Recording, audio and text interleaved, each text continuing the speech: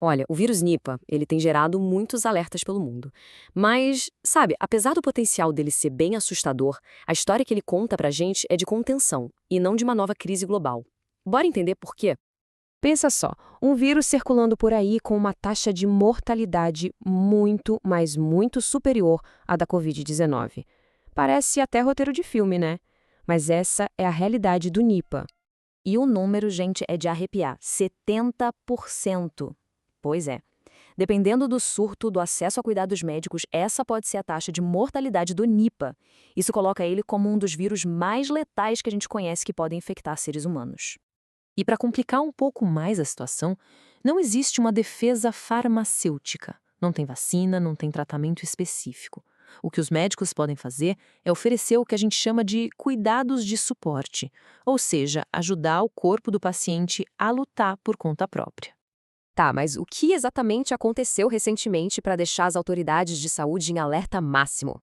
Bom, um surto recente lá em Calcutá, na Índia, acabou levando à quarentena de quase 200 pessoas. A resposta foi super imediata e esse evento acendeu alarmes em toda a Ásia, o que mostra o quão a sério essa ameaça é levada.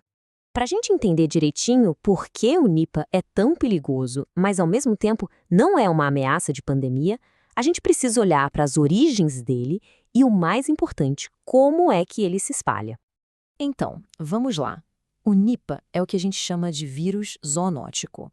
O hospedeiro natural dele é o morcego frugívoro do gênero Pteropus, que é bem comum lá no Sudeste Asiático. O interessante é que esses morcegos carregam o vírus, mas não ficam doentes. Só que eles podem passar para frente. Basicamente, existem 3 jeitos principais de transmissão. O primeiro é por alimentos contaminados, seja pela saliva ou pelas fezes dos morcegos, como aconteceu com a seiva de tamareira em Bangladesh. O segundo jeito é através de animais intermediários, como os porcos, lá no primeiro surto da Malásia. E o terceiro é de pessoa para pessoa. Mas olha, isso exige um contato bem próximo mesmo, do tipo que acontece entre familiares e profissionais de saúde. Esse alerta mais recente não é um evento isolado, sabe? O Nipah já tem uma longa história de surtos e eles nos ensinaram bastante sobre como esse vírus se comporta.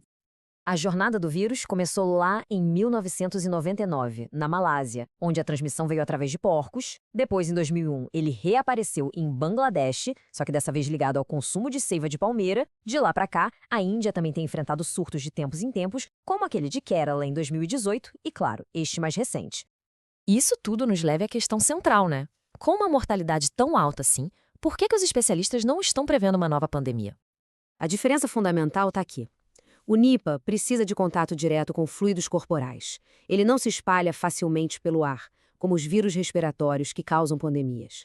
Além disso, o hospedeiro natural dele, o tal morcego frugívoro, vive numa área geográfica bem limitada. Por isso, os surtos tendem a ser locais e acabam se extinguindo. Então, resumindo os motivos para ficar bem claro, a transmissão entre pessoas é difícil. O animal hospedeiro não existe em grande parte do mundo, inclusive aqui nas Américas. Muitos surtos estão ligados a fatores culturais locais. E, o ponto crucial, o mundo já conhece o Nipah e já sabe como responder a ele. E isso não é só especulação, viu? A própria Organização Mundial da Saúde confirma essa análise. Ao avaliar o surto mais recente, a OMS foi bem clara na sua comunicação oficial. Classificou o risco a nível global como baixo. Isso reforça que a ameaça é local e não global. Então, qual é a resposta correta para tudo isso?